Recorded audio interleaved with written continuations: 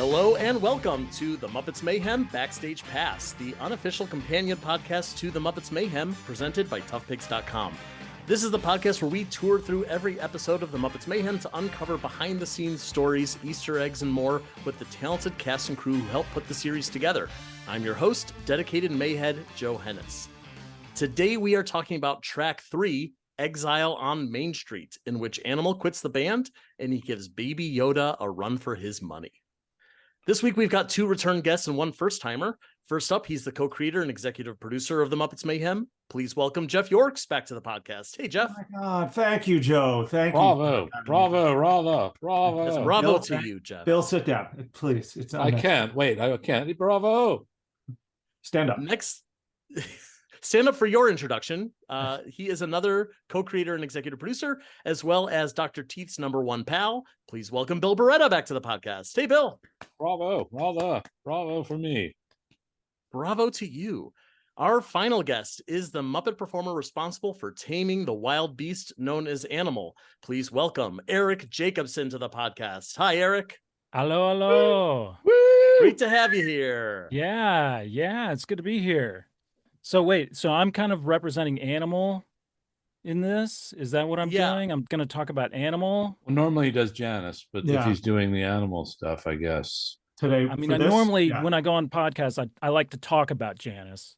Even though I I can do talk about Animal, Janice. but- I'm fine with that. All right.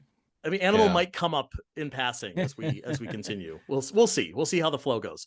Before we get started, though, I really have a question, okay? So it's Joe Hennis, but Jeff Yorks. You're talking about the E? Yeah, I think you guys should get together and kind of decide on Jeff a Yorkus. pronunciation. Oh, I get Yorkus all the time. Yeah. I get hens all the time. Well, that's Oh, probably hens. the correct pronunciation, according to I the don't know, I'll York talk to my School dad of- about it. Anyways, I mean, Hens. talk it over. You can. This you might can- be a separate podcast. Yeah. Maybe it's a whole offshoot. Yeah. We can't all be Jacobson. Jacobson is the easy one, I feel like. So Eric Jacobson, what was your first reaction when you heard that there was going to be an Electric Mayhem series? Oh, Did you make I that don't know, noise? I've Did you do I've that? been though? hearing about the possibility. But did you? Can I for a ask you? long Sorry. time. Did you go? Oh. Yeah, that's exactly what I did. All right. Good. Oh. But it's it was a long time coming. I mean, I know Bill, you'd been thinking about this for a long time, and Jeff, you keep on hounding me at like Comic Cons. Yeah. Yeah, I got this idea for a Mayhem. I'm like, I'm not the guy you need to talk to. Can I pitch it to you right now? In front of the Star Wars booth. I wish you all the luck in the world. But so I'd always thought it was a great idea if you're gonna do a kind of an offshoot of the brand, right? That you could do a show, you could do something with this subset of characters. It makes sense because they all have this really tight, all these tight relationships with each other. Apart from the rest of the Muppets. So I thought it was a great idea. I want to say it was 2019 at Comic-Con, but I did run into you and Matt. I knew you. I didn't know Matt, but I was talking, we were chatting it up, and we were supposed to come back from that. I was going to meet with Adam. We were supposed to pitch it the next day to Muppets. Oh my For gosh. whatever reason, that was canceled. I Wow. couldn't bring it up to you guys. No. Oh man. That's yeah. wild. That's so cool. Yeah, it was random. And then on the train back, Brian Henson was on the train. Oh, that's right. Yes, I remember you telling me that. And I introduced myself to him, or reintroduced myself. I'm sure he remembered me as an intern from 25 years previous. But I couldn't say anything to him. All right. So how hard is it to keep a character like Animal, who was pretty much designed to be more or less one note, interesting throughout an entire season of a television show? I mean, for me, I'll just say as a performer, yeah, I'll just say that I was truly scared going into this because I thought I'm gonna have to do this one character all day long, every day I'm gonna shoot out my voice really fast. Like when I go in and do audio records, I'm pretty much tapped out after like half an hour of screaming. Um, and then my voice is blown. So I was really scared going into it as far as, performing. Um, but it turned out to be fine. Like because Animal is very terse. He doesn't say a lot. And it's not just him. I'm not going into a studio by myself trying to do all the dialogue is for me. It's not. I have very little. And that wound up being a saving grace, obviously, to my voice, but also a lot of fun for me, in that I could just be kind of in the background a lot of times and just making stuff up and trying to get into a lot of trouble. Hey, Eric, do you remember? Sorry, I'm just curious. Yeah. Eric would come up with like different ideas, things to do, like you just said in the background, playing around. I'm trying to remember, was the record album in the Zed episode, was that something we made in the moment? Because you wanted, right? We didn't write that, right? That was something I'm you were trying like, to remember that myself. That was going to be one of my questions for Oh. you guys. I'm sure that some of it, where it wound up was Yeah. was very made up in the moment. I think but we I couldn't did. remember think- if there was something in the script that said, "Oh, he's about to eat a record that he got off the wall." No, I think you wanted to, and Yeah. we like made the frame crooked, and then they quickly went off and took the thing that was in there Oh and yeah. cut teeth marks in it. Oh in the yeah. moment. Yeah. Props to the prop department. Yeah. They had two. Thankfully, they had at least two gold records, and so they were okay with eating one figuratively and literally, Yeah. and sawing it and putting in those teeth marks. It But it was that kind amazing. of stuff. So Eric would have different things, and he'd be like, "I'm just gonna be like doing this thing." You're like, "Yeah, okay, go for it." I'm gonna be eating tissue. Okay, great. I mean, I feel like that's something that we're hearing a lot from you guys throughout this entire podcast is the amount of play and the amount of like everyone's got good ideas, and especially you guys, the main performers who you've been working with them for so long, these characters for so long. So like, of course, that's what Animal will be doing. Of course, Animal will be eating tissues or take a bite out of that gold record, and you could just do it. You could just make that decision and go for it. This is a different episode, but yeah, eating the box of tissues. I know. Was like probably my favorite moment in the Some show. of it's still in and there. most of it's cut out. I know, and you know, Eric, you know what happened? I happened? know. We've never talked about it. Was the timing of the dialogue I know. was always just off from your side when you were chewing or grabbing one. It just like Well, it there was was a just whole other scene, I guess, that would that had to take place. right. So, but the thing was, like, if we had thought about it and said, just grab it when we're on Nora's side, right? Oh, I was chew doing when it. we're- I did it like 20. I I don't know. I probably ate. Animal probably ate 25 to 30 tissues, just I one know. after And your another. method about it. But you so had to went bounce with them, too. around. You had to tell the story. yeah, I get that it. was just so. Just It was we were so all much just fun. like, damn, this was really But fun. it is. But You said a before, little bit's there. It's the best though, just looking in the sides of the frames when there's the scene happening in the foreground and there's something else happening in the background. Again, it's like, Nora comes in and after settling Teeth's problem with his parents, walks in and it's just the wall of Lips, Janice, and Floyd.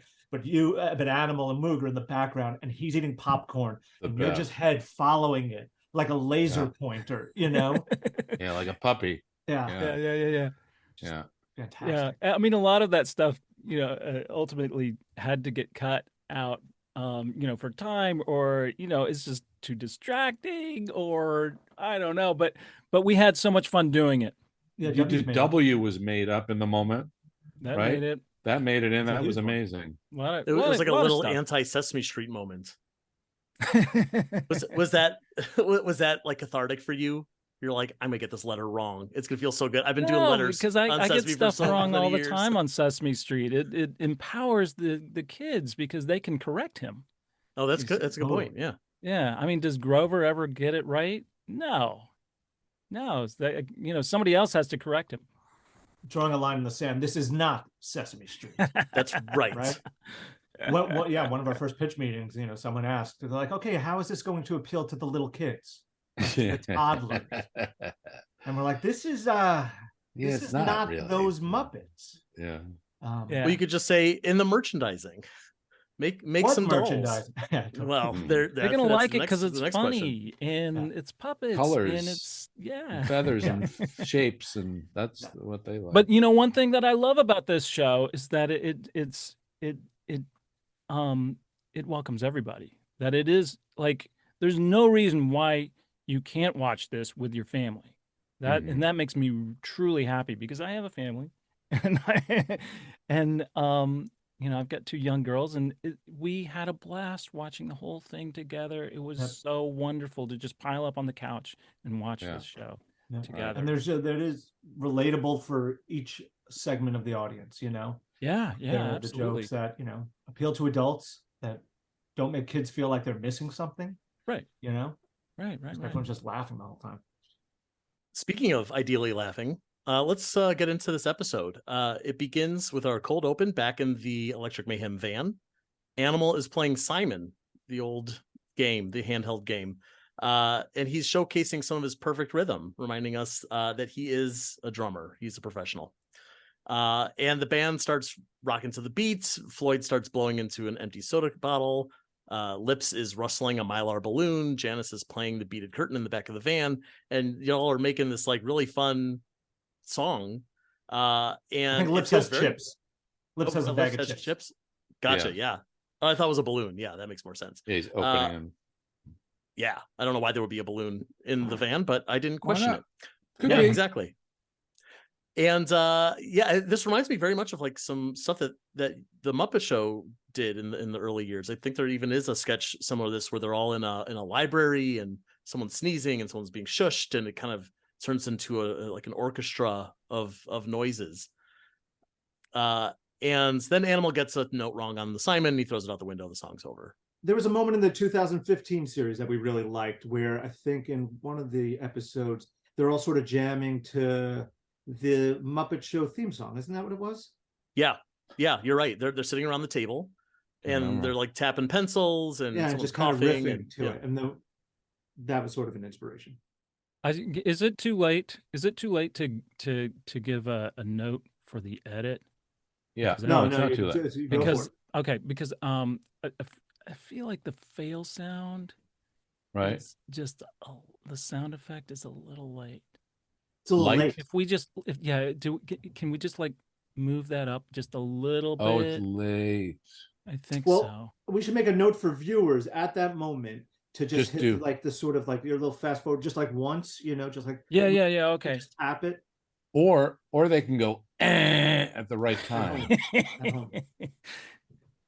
Right, everybody record yourself making the noise and put it on social media, put it on Instagram, put it on TikTok. So you're saying, Eric, just come like what, a beat earlier? Not even. It's like half a beat.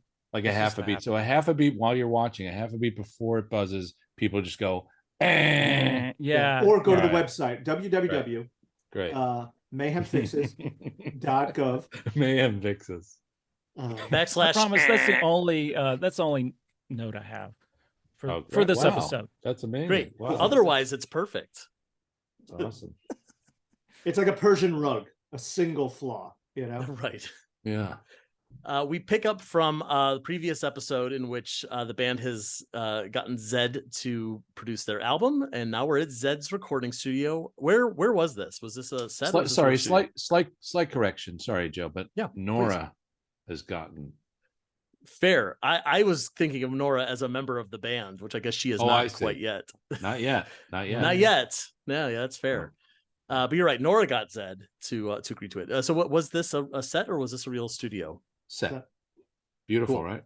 Yeah, Yeah. it looks very realistic. I love the inside the studio when they're recording. That background was a great psych there. And yeah, Eric, as you said, Animal tries to eat one of Zed's gold albums because he has expensive taste. That is that is Zed's Grammy. Was that a real His Grammy? real Grammy, yeah. His real Grammy, Yeah, yeah. he brought it in. Well, that was nice of him. Very It trusting was of awesome. him. Yeah. That was another souvenir I thought of taking from the set. I love too that when Nora takes the record from from Animal, that I couldn't grab it back. So Bill, you had Teeth grab it back, and then I was like, I don't know. We decided to then Go back to Teeth gives it back to Animal. yeah. And then later you see the big teeth marks, the big bite taken out of it, and it's just all happening. That's all happens in the background. Yes, secondary. Yeah. B, C, Q story, whatever Right. it is. Yeah, yeah. It was great. But the thing in that impressed me when I watched this was Lips's handshake. Oh, right. Yeah, It's amazing. masterful. I would swear that his hands are actually clasping Zed's. Yep. And his fingers are wiggling. Yeah. Turning. Yeah. Are his fingers actually wiggling? No, I'm saying it looked, you would think. Just Oh, it looks like they are. yeah, it just looks Yeah. like it. It's so good. It's so Yeah. good. And then Lily's handshake that she does is so funny and awkward. So She's pathetic. so funny. Yeah. We should give a shout out to Zed because he came in here and it was like 4 days Yeah. of shooting. Yeah. And Never he was acted, just- right? No, What? all new to him. Never acted before. Totally. Like Oh, just he came in rolled with it. natural. He was Yeah. great. He Yeah. seemed like he was having a good time. I appreciate that. He's a sweet guy. Super So nice sweet. guy. Couldn't have been nicer. Just there to play, and so patient, Yeah. Right. No, that's nice. Yep. You like to hear that. Yeah. And very open, like open to end. Like he wasn't like, oh, I would rather anything was, open for him. He would. do Yeah, have you guys anything. been in experiences where like, oh, we have this idea that you spring on the guest star and they're just like, what? Oh, sure. Yeah. Yeah, or it's just like, do you really think that would happen here? And of course, well, you would debate that thing, but some people are just very open, like, let's try it. What's Yeah, the worst game thing to that could play. happen? Like Danny Trejo. Danny Trejo Danny would say yes Trejo to will do anything. it. Yes, he'll go for Do anything. Aim for anything. So Zed is recording everyone in the band separately, and he only records like a little bit of music or a little bit of dialogue from each one. My favorite is Zoot, who just says, "I left my sax at home," which is hysterical. And Zed mixes it into like this techno-ish song. Who actually edited that together? Was it Zed or was it someone on your team? Ed Mitchell and Steve Morrell. Did Zed have to like approve it to be like, yeah, that sounds like a Zed song. That sounds like my style. No. Or did he rolled No, with it? no. Yeah, no. Because it he's was cool just- like that. Yeah, no, it was I don't think he knew what it was going to end up being. He just knew the idea behind and the intention of it, right? So that was left to our brilliant people to create. And we see Animal with the drum machine, and he kind of hits one button with the drum machine with his drumstick, and he looks very confused. This made it into the trailers, and people loved this moment. I feel like this turned into a meme for a hot second too. Of Animal perplexed by not being able to do his job right. Yeah. Or it could turn into a meme like 20 years from now, like Rocco the Rock.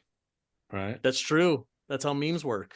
They're Yeah. unpredictable and timeless. But Who knows? I don't know, Jeff, you remember like when we were talking about this episode and the idea of them always recording together, like this was a new thing for them, Yes. to bring do them separate. Yeah. into the future, and that having them separate and seeing how they all, would deal with that and what would come out of that situation. So that was fun to think about and figure out who was going to do what. And and the Simon thing came a little bit later. Like we knew he was doing the drum machine, but I don't remember, somehow we made the connection to Simon later or something. I'm obsessed with Simon. And it seemed like to have this sort of rhythmic thing that had lights to it, that sort of made sense. Right. That he would be perplexed by it, and then we wrote it then backwards. Oh, that could be the cold open. Right. Again, fitting in this idea that they're jamming together, like that's what they do. So you could even see the contrast. It's one of the cold opens, one of the few cold opens that truly works with the show. Stayed with it. Yeah. Yeah. I mean, I like the fact that the two devices that Animal's playing in those two scenes are, one is very retro, one is very almost futuristic, kind of cementing the fact that the Mayhem are all pretty timeless. They do exist in all eras and will continue to moving forward. Or that they are having trouble coming to get terms, into it. coming to grips with this new thing. And I hope it comes across, but like the drum machine is multicolored. That was a VFX thing to make it look like the Simon. It has the 4 colors of Simon on there. Oh, so those colors weren't live yet? It's white. Fix those in post. Wow. Okay. Great. Yeah. But it was created. They did make it. It's a made thing. Drum machine. They invented the drum machine just for this show. Oh, wow. But then they also invented a time machine. And then they went back and planted. Wow, you guys had quite a budget. I had no idea. Yeah, 76. Crazy. I think A lot of money. Yeah. So while Animal is recording, Floyd is talking about how Zed's got all these high-tech gizmos, so they don't actually need any of their instruments anymore. And Lips puts his feet up on the dash, accidentally hits the talkback button, and Animal hears Floyd say that they don't need Animal or his drum set. And Animal flips out. He takes that futuristic drum machine and he chucks it at the booth window. One of the most difficult things to edit this whole sequence. Why was that? Why was that? It was just, what were they saying? When did they say it? When did they say it? And what could Animal just hear to get it? To be upset by it. I was going to say, if I had known how it was going to be edited, ultimately, I probably would have performed it a little differently. I would have adjusted something. Yeah. Well, and I would say, and I still feel like it wasn't quite right, because I think Animal's reaction to hearing, it's the shot from the booth to Animal, the wide shot. Animal perks up as if he's hearing them already say that the drum is that Animal's the problem. But I can't remember why. I don't know why it happened, but it was the dialogue that we needed Floyd to start with. I don't know. It just wasn't. I hear you, bro. Right. It was just a little I off, agree with all you guys. It's something's a little off there. I think that you still get the story. You still get it. But I think they probably needed like Floyd or the band needed to say one more thing after they said we don't. It was one more like so he can react to him saying we don't need Animal. That's when his eyes kind of like go, what? Yeah. And then like one more thing follow, because he's just not good. yeah. And whatever it would have been. Well, the good thing is, Animal just like gets really steamed up and then chucks the. Again, we have the edit thing. You can write. Viewers can go to Mayhem Fix www.mayhemfixes.gov. Yeah. Right. Yeah. But it's interesting to hear that was difficult. That was challenging to edit, and I get it. Sorry, I couldn't help. I couldn't. It's okay, because if anyone at home was going like, wait a minute, that was not perfect, or that didn't make any sense, it's immediately forgotten, because we get this amazing shot of Animal very casually walking through a glass door, which, oh my gosh, that was fun. It looks so good. You would never guess how we shot it either. Tell me, I won't even guess. All nude performers. You're right. I wouldn't have guessed that. 3 different doors. So there was an empty door with no glass in it, which is the one that Eric goes through. No, Eric, it's not. No. Oh, do we do one? I walked through. Yeah. Okay, so there was the glass, and they broke the glass. Oh, that's right. We left the shards up top. Broke the glass, and that was one layer. Right. The glass breaking. And then I think we were going to maybe do a layer where I walked through an open door without anything. But we just said, well, let's try it. Let's see if I can actually go through it. Right. And I like I have no idea how I did this, but I actually took Animal through the broken glass like 3 or 4 times without getting caught on it at all. I don't know how that happened because I'm looking down at monitors. I'm like, I don't have a really good view looking up. It's Well, we also added glass in post. We Yes. added shards Right, that's too in post that also dropped after he leaves, Yes, right? yes. And then also a few that weren't there. So I think he might have snuck by a little bit wider opening that maybe that's there. I always find that it's so intimidating though. They're like, we have one chance to do this, guys. Like it took so long to set up the breaking of the glass, and then. But I forgot was- we never used. That's right. We never used the completely open door. That's right, Eric. We used the one that had shards on it. Yeah. Right. That's right. It just looks so good. Like you would expect good. Animal to smash through it, but just the fact that the walk is so casual. Well, I Yeah. did that. I kind of slowed my walk down a little bit Mhm. because I was going through the sharded pane of glass. I was like, okay, because I was intending to like book it a little bit at a faster clip, and I kind of okay, I got a new take on this, just It works in case, though. just Looks so I great. could Safer line one. myself Yeah. up and get through it without Yeah. lacerating my arm. Yeah, It's really fun. accidentally made it much funnier, I think. Yeah. It'd be funny, you so go through the glass, Animal's fine, but you take off Animal, and all of a sudden your hand is all cut. Huh? Hilarious. Yeah, hilarious. Yeah, like you don't have an arm anymore. Yeah, totally. Like there's just a bloody nub. Yeah. Oh That'd be great. Oh no. So Animal does not go back to the shack with the rest of the band. Instead, he goes to an employment office, and we meet Gus DeVore, played by Ben Schwartz, who I am a huge fan of. People probably know So him best from Parks and Recreation, but everything he's ever been in, I think he's absolutely hysterical. And like, what a get for this show, because these scenes with him are just absolute gold. They could have gone all day long, by the Yep. way. They could have just gone, and they went on for a while. There's so much stuff that isn't 45 there that minutes Eric and almost. him Oh did. yeah. How long did we actually shoot for? I want to say Probably it's 45. Yeah, it's like 45 or an hour, something like that. Of footage. There's Just like you 40 guys. of Yeah. footage. Yeah. Yeah, because I remember being there with him for like a couple hours or Yeah. something. Yeah. And we just kept shooting stuff and shooting stuff. So I got in good. trouble. So much fun. You We got had trouble? such a good Hall. time together. Yeah, He- I was in the hall just giggling. I couldn't stop. yeah. It's so He was- funny. He's And I just remember everyone looking at me angrily, and I was like, "Ah!" And I had to sort of sit in a holding area.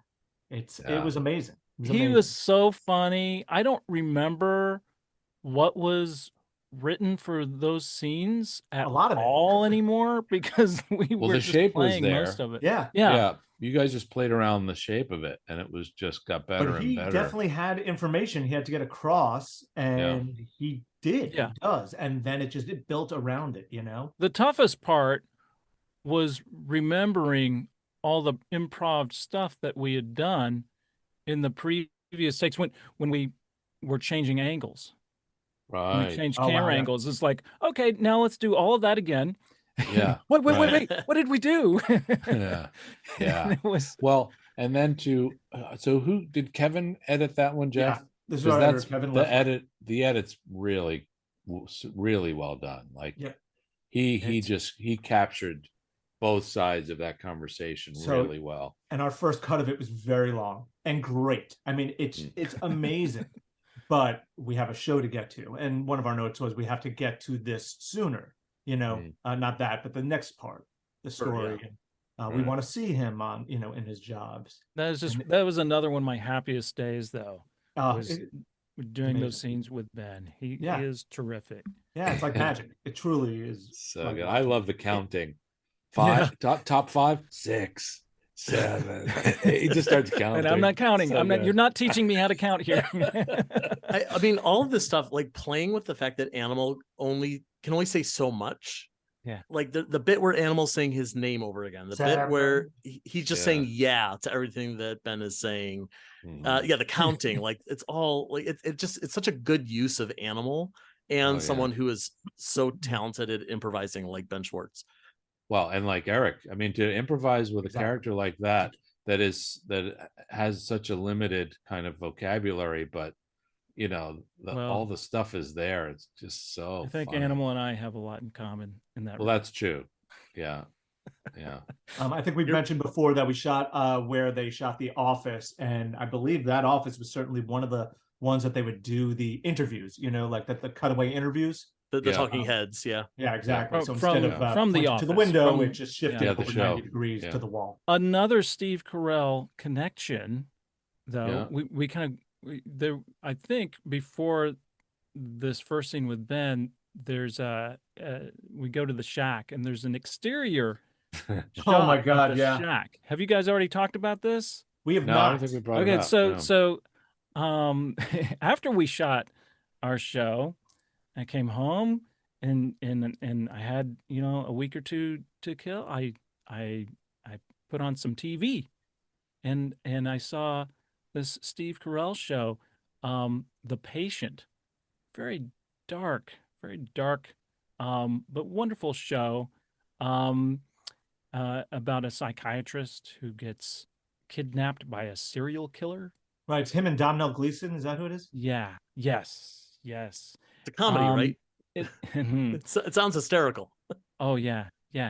Well, the serial killer kidnaps Steve Carell and puts him in his basement, and it's the same house. That's the shot. The shack, yeah. The exteriors for the shack.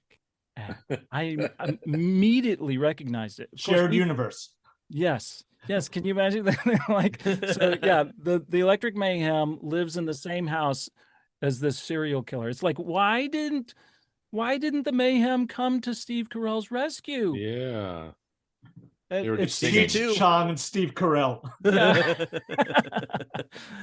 I haven't seen it yet. Because we did dress it. We certainly dressed it. We dressed it, and most people probably wouldn't recognize it.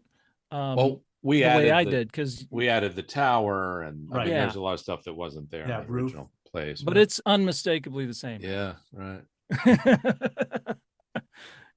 Where does the name Gustavor come from? Because that sounds too random to be just nothing. I believe it is from an early Ben Schwartz video where he's a basketball coach. All right. I think We'll Adam do a little has digging. like this all-encompassing knowledge of the most random media. Right. And so he'd be like, "Have you not seen this?" I'm like, "What?" And also, like, before I'm even done answering, he's pulled it up on YouTube. He's a great time waster, this guy. Great. I just want to mention something about Adam, and it was around this time that we were writing this episode that Adam does this fascinating, astonishing thing in a writer's room. They call it a tumble. It's something he's been doing for years, but I've never witnessed anything like it in my life. We sit, let's imagine there's 6 writers, right? And we're talking about a scene, and everybody has ideas, and they're throwing out ideas and jokes and a relationship moment and where it's set, and there's 3 beats, and there's a certain amount of time you need to get through it. So all this information has now been thrown out. It's for entire episodes. Well, no, I know, but I remember it being my first time experiencing was a scene. Okay. But it was a lengthy, you know what I mean? It wasn't like a quick little snippet.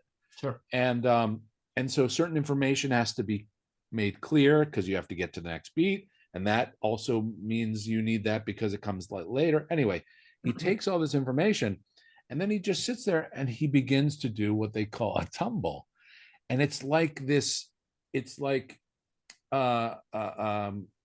Rain Man almost, that he starts to talk through this scene and hits every beat and creates this structure with the comedy beats and the jokes. It's like an all-encompassing summary.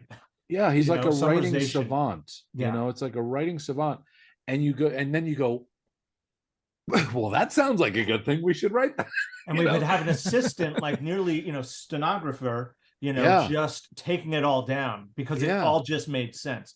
He took every one of these disparate ideas and put them together, and Yeah. it just all makes sense. And it'd be like, okay, now go, Yeah. and then someone could go off and write it. And then, and like you said, he could do an episode, or he could do half an episode. That's when I found it awe-inspiring. It's unbelievable. Truly, it's an episode, Okay, okay, we got all this stuff. We got this far. We got to figure out, where do we go from here? And he would just do it and nearly vomit the entire story. He just figured it, and Floyd says, "Hey man," and then JJ reacts to him because he's not sure about it. But then Nora goes, "Well, we should," and it's some line that somebody mentioned that Nora should say, and it's unbelievable. It was unbelievable. I never seen anything like it, and I remember it was around this time. And then we would have to get onto these Zooms where we'd pitch to the studios. Okay, here's what we're thinking for episode. Right. Oh, you had a problem with this? Well, this is how we're going to do it. And he would just go through and do it. Boom. And people are just stunned. And they're just like, that sounds great. Yeah. Well, it sounds like you guys figured it out. So and Bill and I are just sitting there nodding proudly. Anyway, sorry, I had to mention that because it was around this time. It's all right. I noticed this, or at least experienced this thing. I mean, he's very good at his job, obviously. Oh my God, I have no idea. Look at what he's what he co-created with the two. I'll say another thing, just very quickly, just to toot Adam's horn, and not mine, because early on, I came in, I had all these ideas, and we'd be in the room, and something would go a little sideways, and I would start to get a little upset. I'm like, but what about? But they're supposed to eat marshmallows, and so I think during the lunch, Adam called me. And we're past, and he's just like, hey, just so you know, it's jazz, good ideas, let's just figure it out. It has to, everyone contributes, we'll figure it out, have faith in me, have faith in the system. It's going to find its way. Good ideas will make it through, bad ideas will not, but we got to hear them all, and it'll get there. And so don't knee-jerk, that's the best thing you could do, is just encourage someone's idea, and it will, your idea will get better, and a bad idea will fall away, but let's just see where it goes. And it was such great advice to get so early on in the room, and it totally changed my outlook. Because I called him every day. I was like, what's with this guy? I don't know about Bill's idea. I don't know about Bill's idea. Remember what Bill said? I don't think...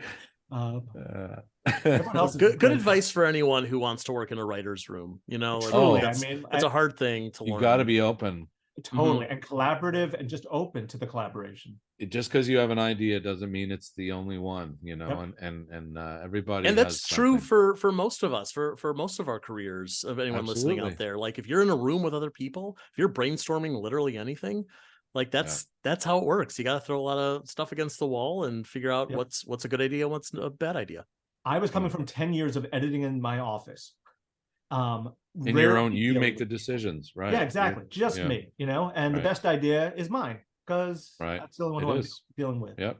And so it did take acclimating to get back into a collaboration, And that's what's so cool about the Muppets, right? I mean, Eric, it's always collaborative. We can't do Muppets without other people, right? We always need somebody to assist the characters or be a part of.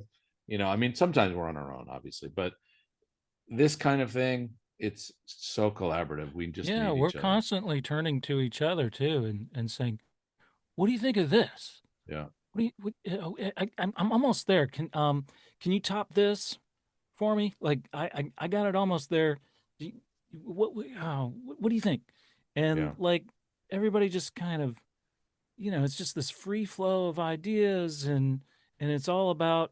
We've said it so many times before about the best idea winning.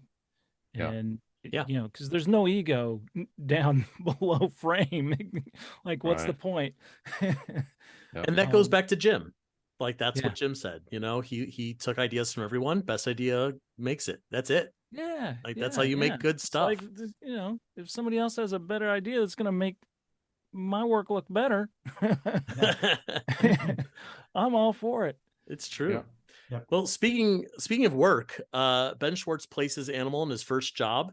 It is his waxing floors, and we see Animal holding onto a floor waxer for dear life as it's spinning around. There's a great shot of Animal looking down the barrel of the camera, spinning. Yeah, I that mean, was Craig's idea. Craig Keefe's idea on the day. I think he's like, I To do think like I the could put GoPro the camera POV right shot. here, and can we make it look like animals not armatured? I mean, he Right. has to be armatured. And we're like, yeah, we can open his mouth and just bug his eyes out, and I'll scream, and yeah, it'll work. great. And I appreciate that it's not like a green screen thing, which you easily could have it's done not. too. Like it's all practical. practical. Yeah. Oh yeah. Yeah. Love it. Back at Hannah's house, Janice is aligning Nora's chakras after a stressful session with Zed. And she's upset that Nora didn't introduce her to Zed as she promised. And Janice is trying to mediate between the two sisters as they're getting more and more heated and arguing more. It completely explodes. I had a couple little fun facts though. Oh, please. Yeah, go for it. VFX, the candles and stuff in the foreground of the shot, those are all CG, Wow. added in post. We wanted it to feel like we just didn't have, I think, the most ideal framing for showing Right. what was going on. And so we sort of crowded the frame a little more. And then even when you see, Janice by the couch at the head of the, at the arm, we added those candles. And then a shout out to Mick Giacchino, our composer. It's all throughout the show. It's one of my favorite things, but he just twists the Mayhem theme, dun dun dun dun dun dun dun dun dun dun dun, and just makes it turn into whatever the music is for that theme, for that scene rather. So in this one, it's this sort of ethereal, new agey kind of thing. And if you listen, you could just hear it sort of woven through, and it's all throughout the show. And it's a really fun. It's an Easter egg in itself, making the Right. sword the Easter egg. Yeah. Jeff, you said that there was VFX in that scene throughout. Did VFX do anything with Janice's fingers? Because I would swear that her fingers moved too. Yeah. Nope. No. You But that's look, Alice. You look at that. Alice doing this. I know, but like when they're on, they're the rubbing on her head? and I rubbing her know, right? head. Yeah. There's no movement there. It's just arm rod hands. Wow. Yeah. Look, you Just look Janice's again. hand. It's moving. It is moving. It's just Yeah, and I love Lily's eyes, the way they kind of roll up a little bit. Oh yeah, she's loving it. Yeah, Yeah. great. And she twirls her finger at one point, right? Right. Yeah. That's good stuff. Back with Ben Schwartz, Animal is now trying to eat his phone. And Ben Schwartz suggests maybe Animal would want a job answering phones, and you do a little role play, and it's another one of those scenes where like I could watch an hour of this. It's so good. Yeah. we did so many takes of those. Like it was something different every time. Yeah, it was great. I think for a while he was instead of picking up the phone, he was just trying to eat the phone. Right. Yeah, classic Animal trying to eat stuff. Yeah. Again, another shout out for our editor who poured through all this stuff and came to us with just like the best version of it, So right. It was there. That's right, because it didn't start off with the phone in his mouth. That grew into something. That came after them playing for a while. Yeah. And the fact that the scene starts with it is really fun. Yeah, it works. It's great. It's like you get the sense that we are kind of in the middle of something going really badly. Yep. Yeah. Well, and like we know Animal well enough that like if we start a scene with the phone in his mouth, we know how it got there. There's no like we don't need the story to figure out like why is there a phone in his mouth? No, it's Animal. Right. There's no explanation needed. Yeah, moving on. So he gets an Animal job as a receptionist. And Animal can't keep up with the calls. He's hanging up on everybody. It's chaos. As anyone who, like myself, who has worked front desk, reception, or an admin job can get very hectic and very pointless very quickly. That's the elevator from Dunder Mifflin. Those two doors would be the elevator. Fun fact. And Animal is immediately fired by Delia Gertz, played by Jennifer Irwin. She is an actor who appeared in 57 episodes of The Goldbergs. Yes. Which we have a small connection to through Adam Goldberg on the show. A little one. That's him? Just a small one. Same guy. Same guy. Yeah. Huh. Yeah. That's I didn't know funny. that either. No, that's funny though. I know. Yeah. I thought it was the guy who played the Hebrew Hammer. No, I thought it was Yeah, yeah. Who's the actor guy? Right? There's the actor. Yeah, from Days Gone Future. Yeah, That's I what I don't. thought it was. Hmm. I don't know. I don't know. We'll have to talk to Adam and figure out. Yeah. Has he been stealing other people's credits, claiming them as his own? All the Goldbergs. Back at the shack, the band is back from a long day of searching for animal, and they're now roasting marshmallows in the fireplace. It's a little foreshadowing. We are exactly. It's one of my favorite foods. Nice little seed. Yep. One of your favorite foods? You just snack on marshmallows all day, Jeff? Mm-hmm. Yeah. Nice. I do like the can't remember exactly how that happened, but the build of where you been, where you been, where you been. It's another voice, yeah. No, you're right. There's a good pattern to it. To kind of, you're right. It builds, and I like that. Zoot asks if they knew that the Blockbuster in Van Nuys closed because he still has Bambi. Yeah, I hear a lot of people quote that line. Do you? Yeah, so good. I love a good Blockbuster joke. Yeah. Mook comes back. He tried looking for animal at the zoo, but he fell into a lion cage. Poor Mook. But to thank him for his efforts, the band has offered to let him watch them record when they're back in the studio, which again, like speaking as a super fan myself, like that's a big get. Like I get to watch you work. Like that's awesome. Yes, I'm in.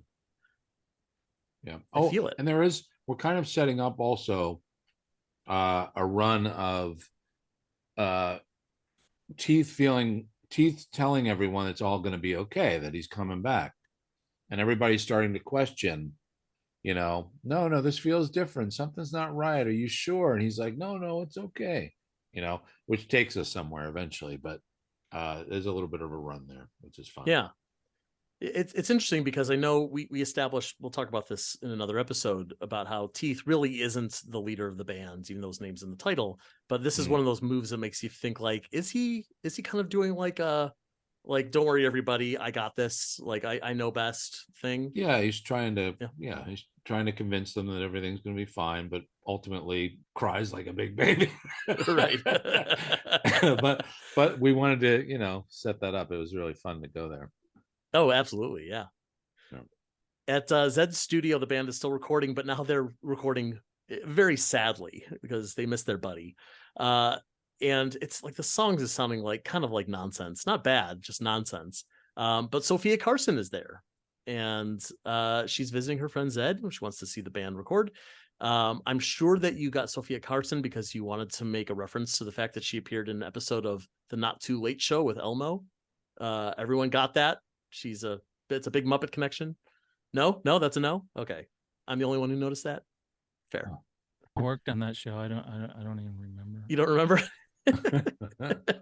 Did Sophia remember? I wasn't there the whole time. She was super kind, and I really liked her. She was great. Too. She was a good that's actress.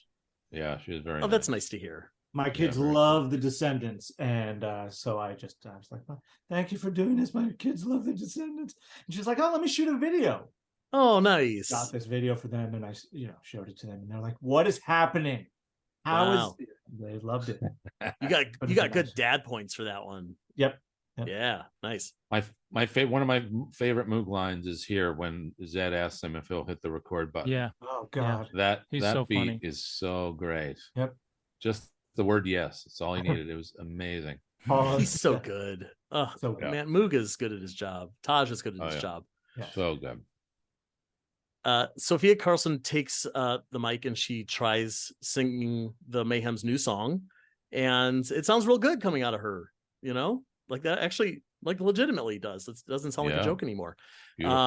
So the band realizes the song is not for them, and so they relinquish it to Zed and Sophia. They give all rights away.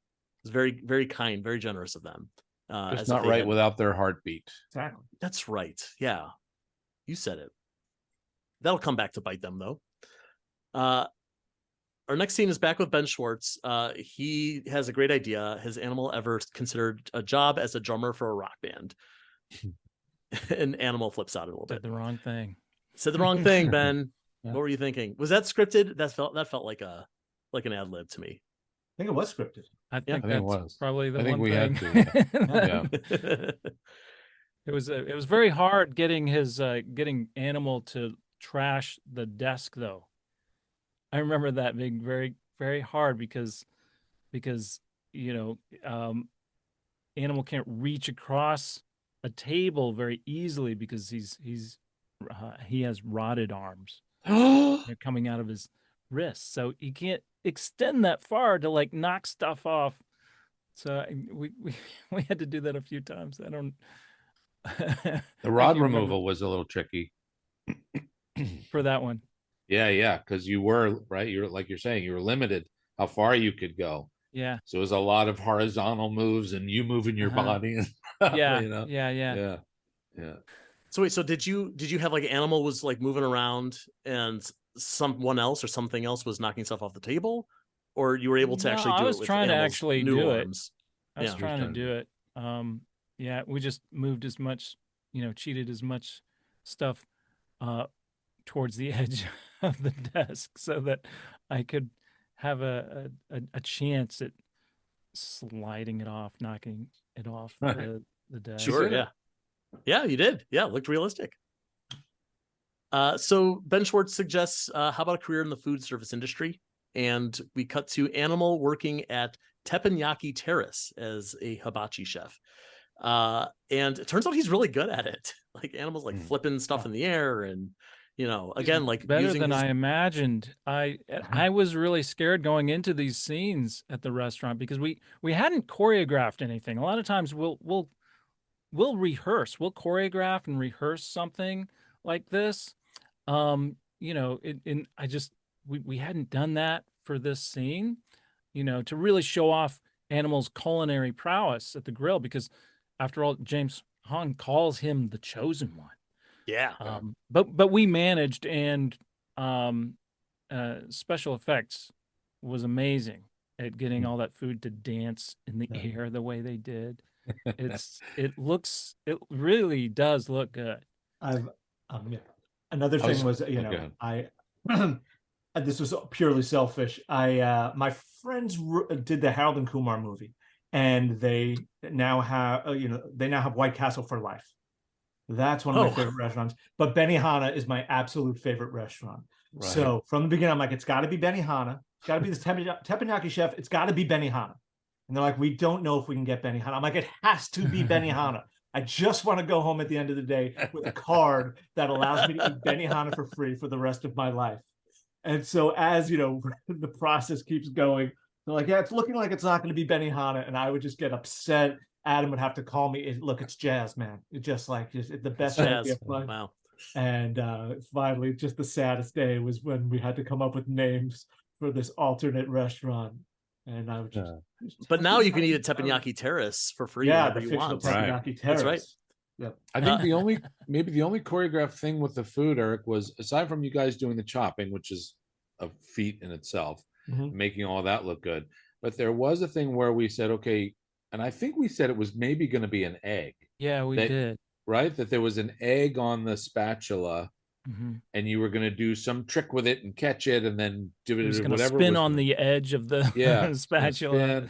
What about the shrimp? Yeah, I mean, we wound up, choreographing something kind of simple, and yeah, they said that probably wouldn't have the budget to do any more than an egg. I was like, I was really disappointed to hear that. But after seeing what was in the final edit, it looks great. Like, the little moves we came up with really seamlessly work with the VFX. Yeah. And he really does look like a master chef. Yeah, he really does. I love when he flips the shrimp into the people's mouths and all of that stuff is really, really great. We could not believe we got James Hong. It was another thing. We wrote this part for Chef Dan, and we're just, the casting is like, who do you want? And we're like, I mean, who do we want? Like, can we go to James Hong? I mean, that would be amazing. And then they came back and they're like, yeah, he's in. Oh, that's so cool. James Hong was one of those, like when looking at the list, when it was revealed to us of almost all of the celebrities who are going to be cameoing in the show. And like, there's a few in there where like, obviously it's like, yes, we're all freaking out over Weird Al. But for me, seeing James Hong, who is such a Hollywood legend, and he's in so many movies, and especially in the past few years, people have really been rallying around like, yeah, he's like, give him a Hollywood star, you know, like pay attention when he's, you know, in an Oscar-winning movie like Everything Everywhere All at Once. And to see him get to play with the Muppets, even just very briefly like this, is like such a joy to get him in there. We were super excited to meet him, but he was just as excited to be there and to be doing this with us. It was really special. That's great. We see the Mayhem's van driving through Hollywood. It drives right past the El Capitan Theater, which has lots of Muppet connections. Most notably, it's stand-in for the Muppet Theater in the 2011 Muppet movie. And the Muppets star on the Hollywood Walk of Fame is there. That's true. It's right in front of there. Yeah. Everyone should go to Hollywood and go look for it. They hear Sophia Carson's version of the song Makin' Mayhem. And I like that the lyrics of the song are Makin' Mayhem. They wanted a hit song, so I came in. Make no mistake, the song's about the mayhem. Electric Mayhem. It's very spot on.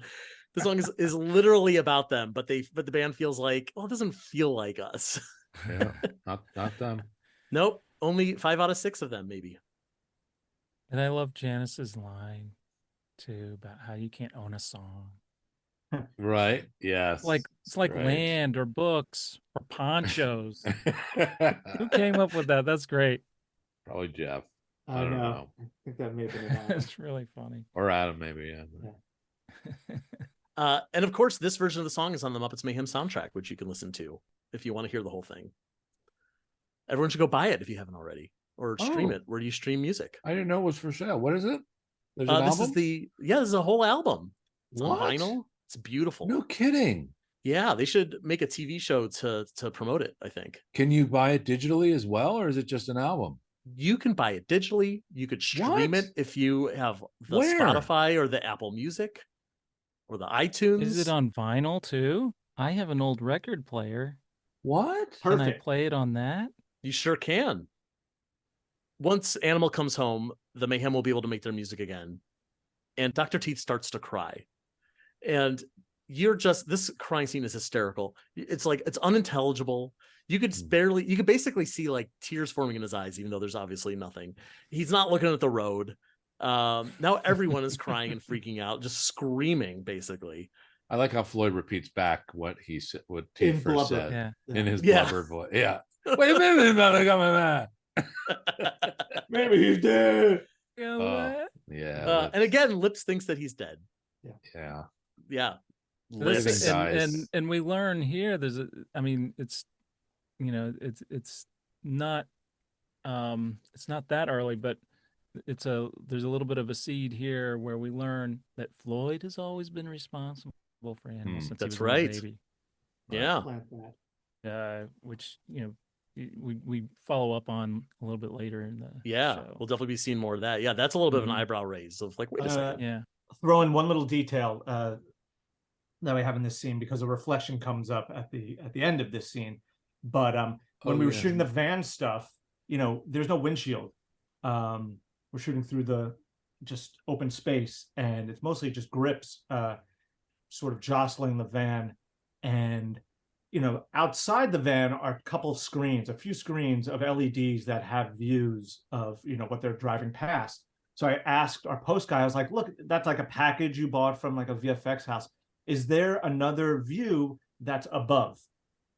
That's a camera pointing like what the sky would be above. And he said, yes. I said, let me try something.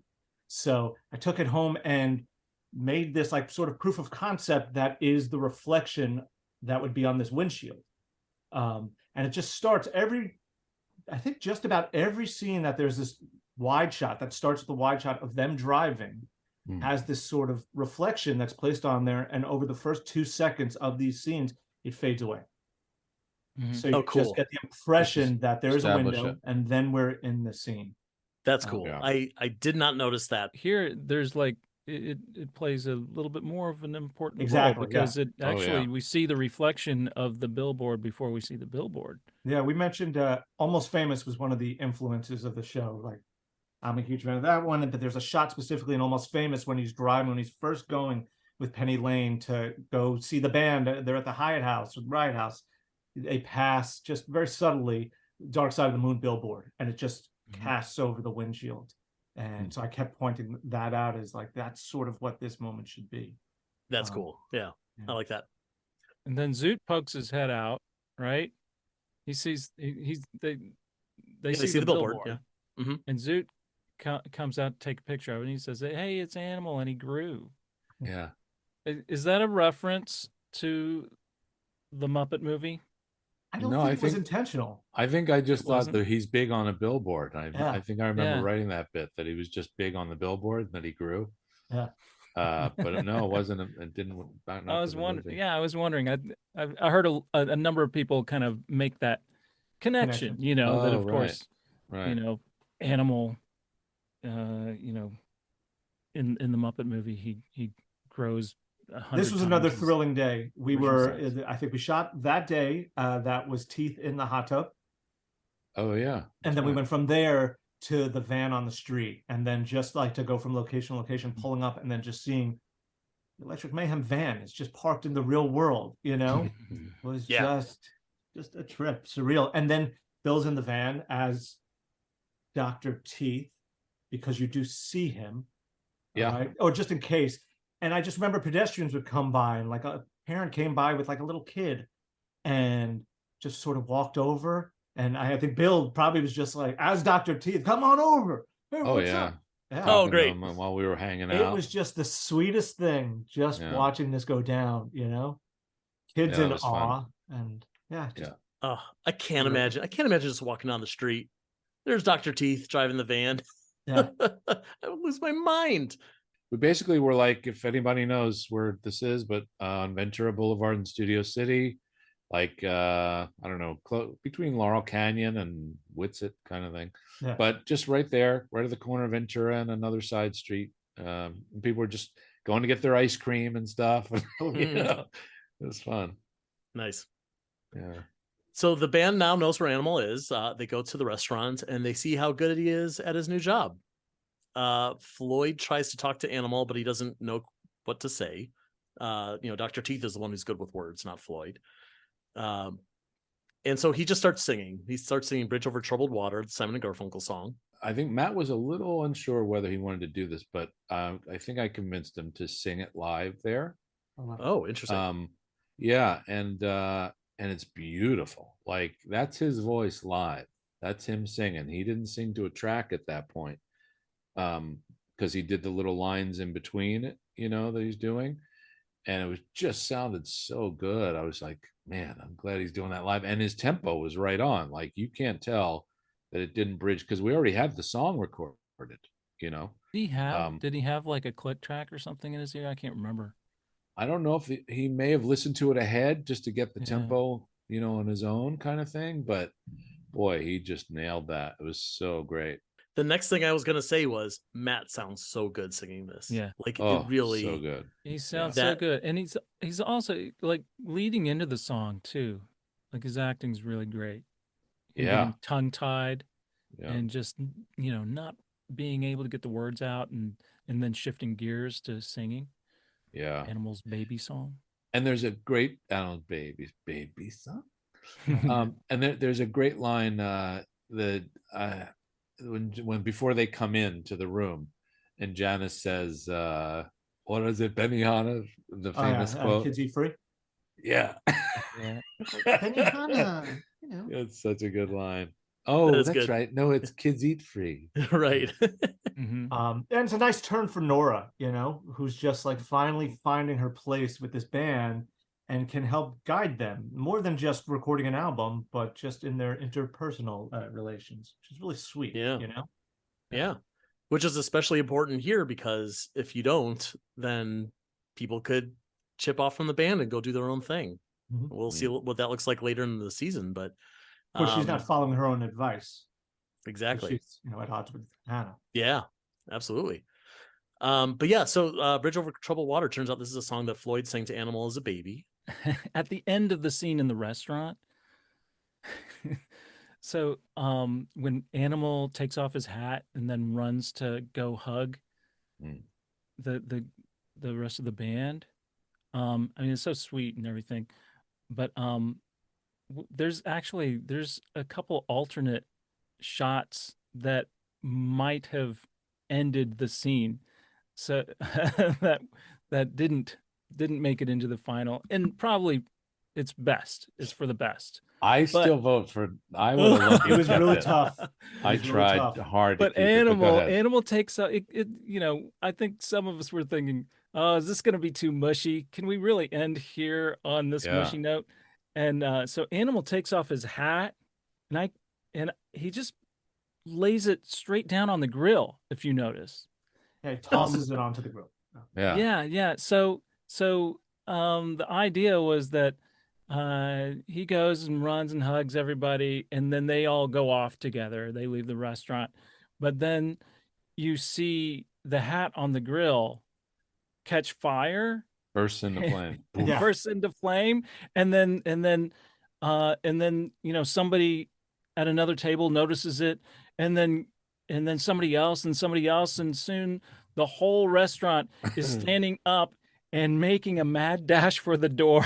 Right. I think as conceived, it's like it's supposed to be this really sweet moment, and then it would be set up. You'd see him toss it on the table, and then they'd be hugging, and behind them, like sort of out of focus a little bit, would be and people running in chaos. And it would. But I loved it because I still was hoping. I felt like we still needed a little time. This I'm going to send to the Mayhem Edit website. Yeah, Mayhem Fixes.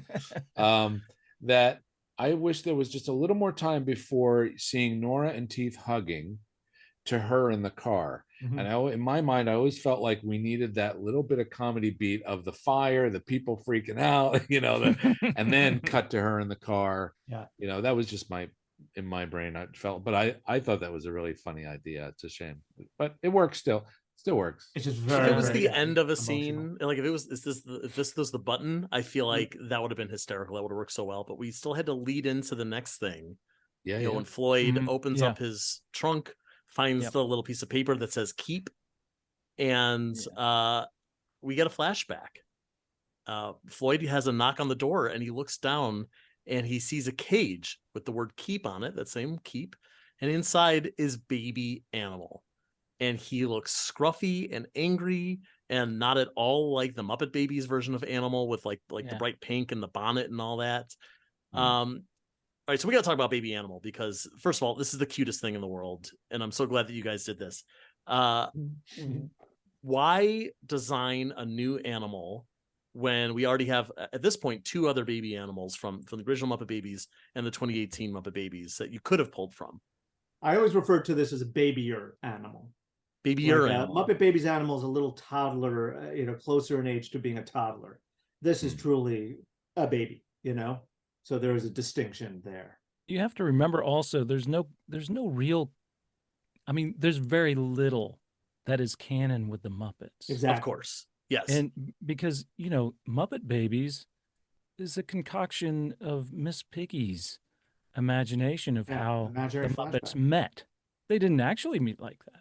It was all imagination. And then theoretically the whole the whole series, Muppet Babies series, is Miss Piggy's imagination. And within that, they're using their imagination. So it's like double imagination. Yes. It's sort of like Inception. Too much. I know. No. So it's perfectly reasonable to come up with something for this production, which is also not canon because it's a TV show with actors playing the roles of, Nora and Moog and JJ and all the rest. Quite literally, the only thing that you can, I think, call canon is the Muppet Show, because all the guest stars who come on, they're playing themselves. Sure. Yeah. Yeah. But it's great. I love the design of the character. Like you said, Joe, that there's some bite to him. Yeah. He looks feral a little bit. Yes, which I really like that. I think there was talk at one time that he was just going to be in a bassinet at the door. I suggested, oh, he should be in a cage. Yeah. I wasn't thinking a bird cage. I think bird cage is even weirder. Yeah. And I love it.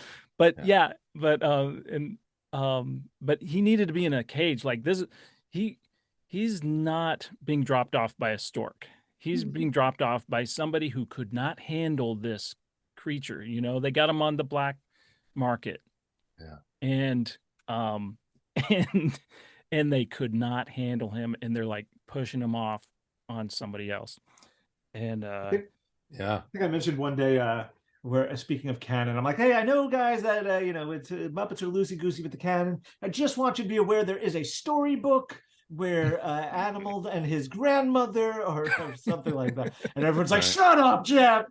You're talking about the case of the missing mother, in which they find Animal's mom. Yep. Of course you are.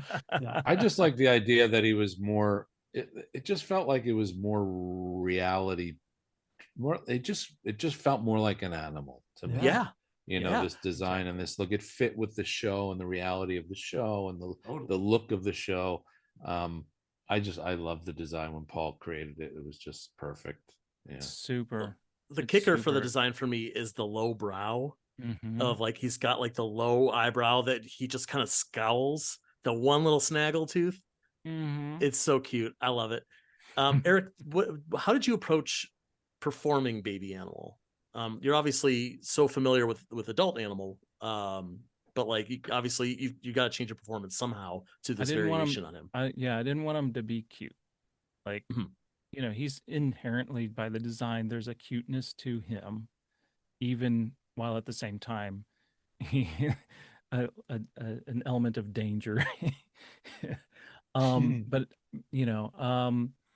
so like when he gets the chance, he's gonna bite Floyd. He doesn't know this guy yet. Yeah.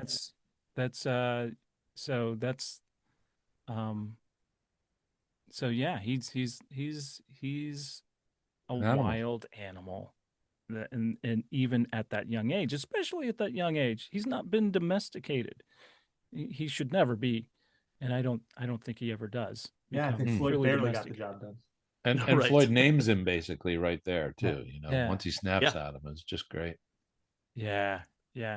But I didn't have a lot of time to think about the voice. Like, I don't know why I just wanted to like come up with it in the moment. Like, let's see what this is like when I actually put him on and we do the scene. And I don't know. It's I didn't want it to be, Howie Mandel, right? Muppet Babies, but I also wanted it to sound a little bit different from, the grown version of Animal that we all know. So there's not much there, but he just kind of laughs, right? When he kind of copies Floyd, it's kind of he echoes Floyd's laughter. And I feel like that shows, there's, we're showing a connection there. There's a connection that they will build off of. Yeah. And you all raised so many questions now about who put him in that cage, who left him on Floyd's doorstep, why Floyd, what does Floyd do to raise Baby Animal into adult Animal? And I appreciate that you didn't try to cram too much into this season of Muppets Mayhem, but on the assumption that we're getting a season 2, I think we're all looking forward to getting a little more detail there. I'm gonna wave the flag for a little bit of mystique. Of all the characters, I think he's one of them that I personally don't want to know too much spill about the beans and know too much about. Spill the beats.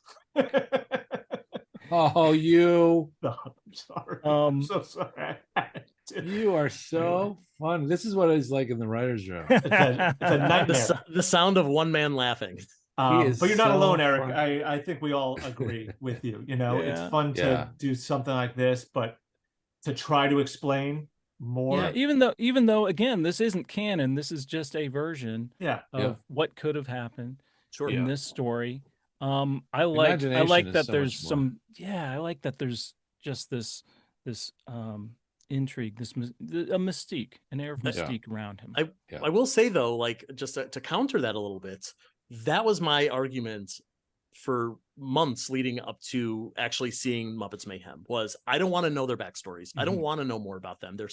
These characters work so well being, more mysterious and multi-use. And now that we are starting to get those pieces, Dr. Teeth and Floyd's backgrounds especially, and seeing how well they're working in the context of the show, it's like, well, now I kind of have a lot of faith in you all to be able to do it and to do it right. So although Eric, I completely agree with you, like animal of any of the characters should be a mystery, maybe second to Zoot. I don't know if I really want to do much of Zoot's backstory, but if you decided that's something you wanted to do, then I would be all on board.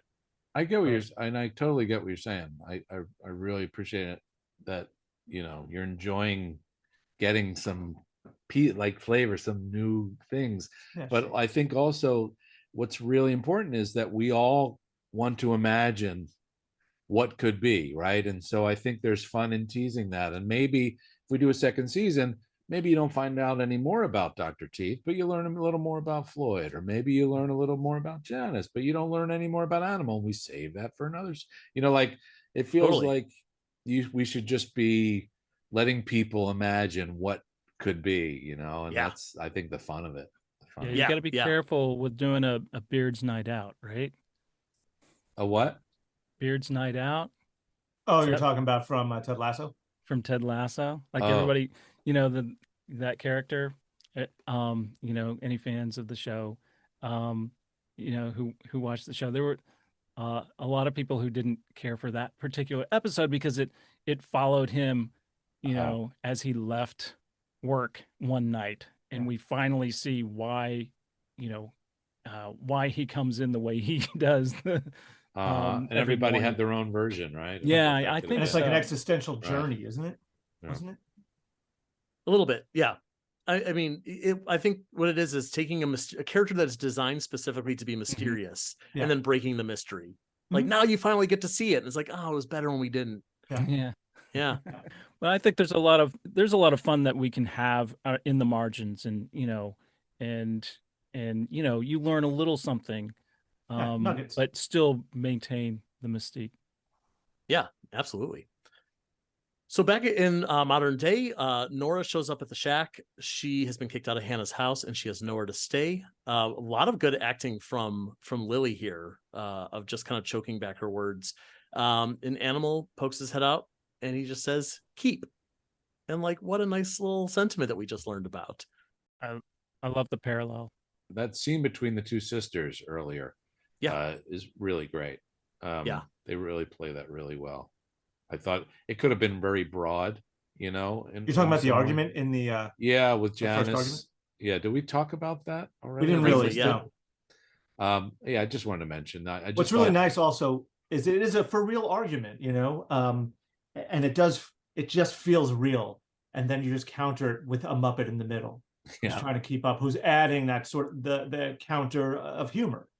Yeah, which I think makes it, a little more palpable, because it's a painful scene. Maybe you could edit this, take that, and put it back there, Jim. Was that scene originally? Did that scene originally have Janice in it? Yes. Yeah, it did.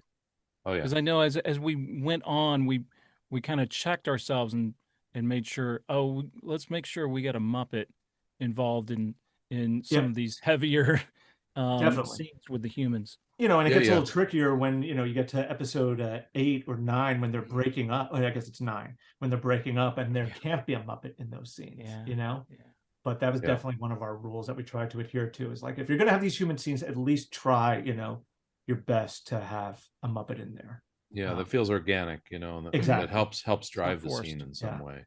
And if it's going to be a cereal box with crunchy stars, I guess that will have to do any Muppets in there.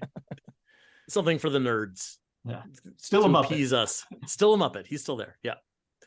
The next morning, Animal is making breakfast for everyone on the grill, and he's doing it Benihana style. We get another scene of him flipping veggies. No CG at all, as a matter of fact. No, that was just really well rehearsed. Animal and Peter flipping, or rather Eric and Peter really flipping the eggs onto those plates. Amazing. I believe you. 100%. You should.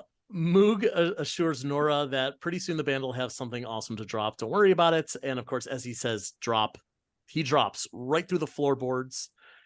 He says, you guys are never going to believe what's down here. And we don't find out. We end on a cliffhanger.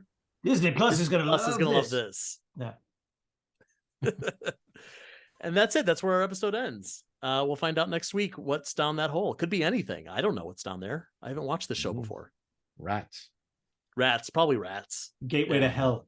Or Steve Carell. It's Steve Carell. Steve Carell. And his kidnapper. Why aren't they helping him? So cruel. They have an album to make. What do you mean? That's Why fair, are they making a television show with Steve Carell down here? Hey, man, look at Steve. He looks fine. So Eric, so now that we've reached the end of this episode, do you have any other memories, any other scenes that you particularly had a good time filming throughout the season, since you're not gonna be here for the other episodes? I really like doing Baby Animal when Animal is hallucinating. Sure. Yeah, the desert episode. Yeah. In the desert. Yeah, that's great. I love trying to, do impressions and stuff, and so that was my take on Rowan Atkinson. Ah, It doesn't sound exactly like him, but it's me doing him. this, by the way, is something that Jerry Nelson taught me. I asked him about some of the voices of his old characters, and he said he's doing impressions of celebrities, but he wasn't a good impressionist, so you can never really tell who he's doing an impression of. And it sounds like an original character. Yeah, no, it's a great way to do it. I like when you restructured a few things, Eric. They're like at young age, like the how some of the that character would actually speak, versus what we wrote, but still using what's there. But you just did those things that felt very English, Right. Eric, what was the most uncomfortable position you've gotten into? Oh, on this show? Yes. I mean, you know what? I mentioned, loving doing Baby Animal, but being inside that boulder was no cakewalk. That was really hard. That's what Peter said. Yeah, that was really hard. Were you guys like nose to nose performing? Not exactly, but super hyper extended, just to try and like get my arm in the right position. Going, anytime we're working through a hole in something, whether it's a piece of furniture or a boulder, it can be really, really hard. But that I mean, that just comes to mind. Most of the time we were standing, and really in an ideal, we're standing and working on an elevated set. And so that's the ideal way for us to work.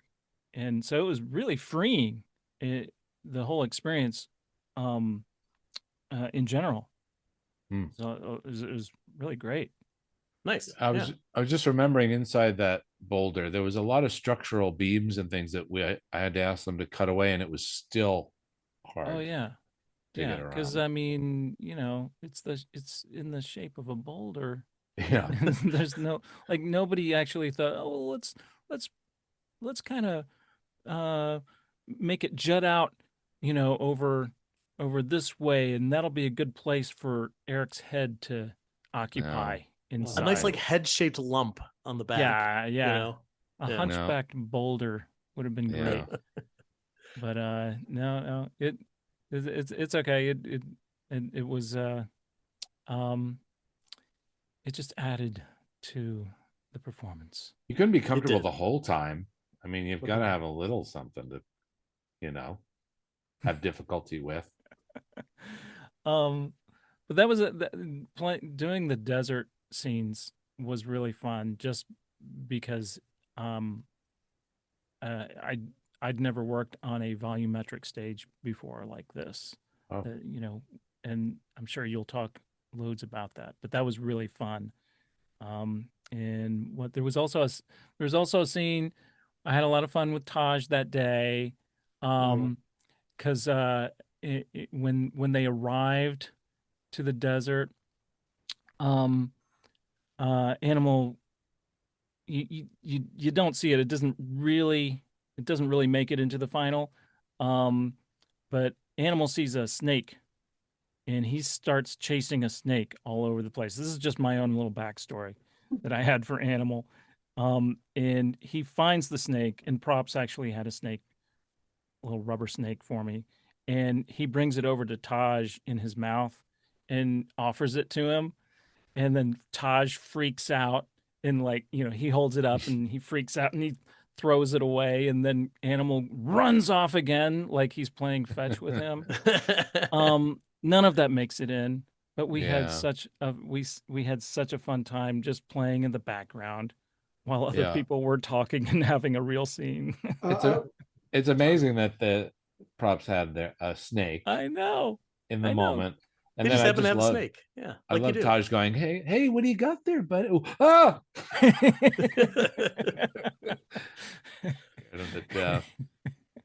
I'm presuming that people listening to this have watched the whole show, but how do you do something like, the bus barreling down the highway and Animals on top playing the drums? Oh, well, you put him in a harness. You put Eric in a harness up top that's tethered safely. Yeah, standing. He's standing inside of the bus. Kids don't on do boxes this at home. that we built that are also then held down. Mm-hmm. But yeah, Eric is standing up through the sunroof, the front of the sunroof. He's like right up against it with Misha in front. Misha's playing the drums. Crazy. Eric's behind him, and Misha's not tethered. Misha is also. Yeah, I'm just kidding. Yeah, but yeah, no, he's standing up in there. Eric's standing up. Yeah, I mean, as much as we could do practically, we did, and I'm so glad for it. Joe, you said early on that Animal's sort of one note, and it truly is a testament to Eric, because he is more than one note. He's sort of five notes, but what Eric brings to it, you could just write on the page, Nora, Nora, Nora, all caps, Nora, and you'll get 45 different takes of that with all different inflections, with all different feelings and emotions, and it's just fantastic. Yeah, how many times do you think you had to say Nora on this show, Eric? I have no idea, but someone's going to count it. I'm sure somebody will. It won't be me. Right, yeah, me neither. It was daunting, though. I mean, like that, what Jeff was saying, just a lot of times I'd go up to Jeff, or I'd go up to somebody and say, what is he supposed to be like? What's his intention here? Like, what is he thinking right now? Like, what do you think he's thinking? I want to make sure that I'm addressing, your take on this scene, before I make something up completely on my own. His intention is Nora. It's right there in the script. My always thoughts that we just don't know what his intentions are until he's in that moment. But that's a hard thing for somebody to play, and Eric would figure it out, but I think it's that idea that Animal is so random in a sense. At least in my mind, is that you just don't know what's going to happen in a sense from moment to moment. And so Eric would have to find that balance of using that, but then also still having some intention to help us do the scenes, and it's not easy. Well, and you're not saying it, you never say it in a way that Frank Oz would say woman when he would play Animal, back in the 70s and 80s. No, where, like, it's not a little bit different. It's not a lust thing. It's not, he's not chasing. Right. Yeah, we're like, we are very happy to let that characteristic go. It's more infatuation. Yeah. What was the word we used in the script? Smitten. That's right. I always put the word smitten to kind of ease it off a little bit. I just thought it meant that he was wearing mittens, but it's not. Right. It's not two mittens is a smitten. Yeah, it's a smitten. It's a set of smitten. Well, on that educational notes, Eric, thank you so much for being here on the podcast. Thank you for everything you brought to Animal on Muppets Mayhem. He was such a delight, and this episode is such an amazing spotlight of that character, both the baby version and the seeking a job version. It's some of my favorite moments in the entire series. So Thank you for all you've done. Oh, wonderful. Thank you for saying that. Yeah. Well, we had a blast making it as well as the whole show. I hope nobody's listening to this and hasn't watched the entire series yet. Go out and watch it. Come on, guys. Yeah, the podcast will be waiting for you when you're done. Yeah. So will be the here. website, www.mayhemfixes.gov. Right. And Wonderful. apparently there's an Yeah. album. Who knew? Yeah. And a new Steve Carell TV show. Yeah. Yeah, so much for you to watch and listen to and enjoy. Bill and Jeff, thank you again for being here. We hope to see you again next week. Thank you. And everyone else, thank you for listening to the Muppets Mayhem Backstage Pass. We will see you all again soon. The Muppets Mayhem Backstage Pass is brought to you by toughpigs.com. Produced, written, and hosted by Joe Hennis. Logo art by Dave Hultine Jr. The Muppets Mayhem mark and logo, characters, and elements are trademarks of the Muppet Studio. All rights reserved. Transcriptions provided by Katie Lynn Miller. The Muppets Mayhem end credits written by Mick Giacchino is used with permission. Special thanks to the Muppet Studio, Disney Plus, and the entire Muppets Mayhem family. For more from Tough Pigs, find us at Tough Pigs on Twitter, Facebook, Instagram, and Patreon. Thanks for listening, and until next time, rock on!